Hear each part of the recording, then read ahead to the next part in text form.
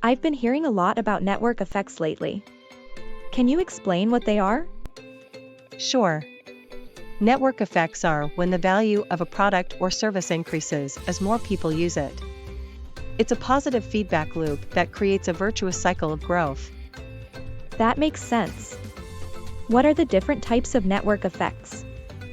There are three main types: direct, indirect, and two-sided. Direct network effects occur when the value of a product increases for each additional user. Think of social media platforms like Facebook or Instagram.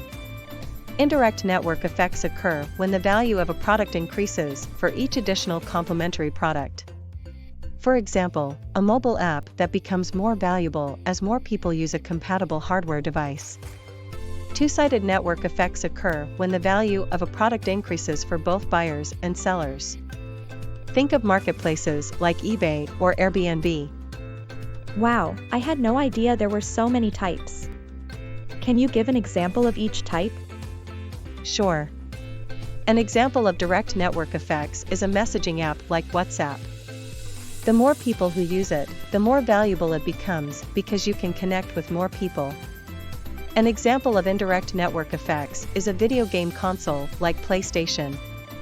The more people who own it, the more game developers will create games for it, making it more valuable for consumers. An example of two-sided network effects is a credit card company like Visa. The more merchants that accept Visa, the more valuable the card becomes for consumers, and the more consumers that use Visa, the more valuable it becomes for merchants. That's a great way to explain it.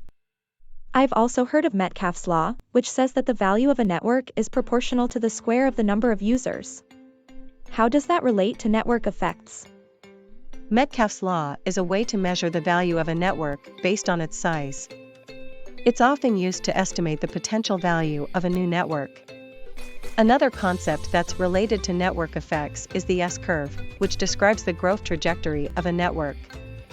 At first, growth is slow, but as more people join, it accelerates until it reaches a saturation point. I see. Thanks for explaining all of this to me.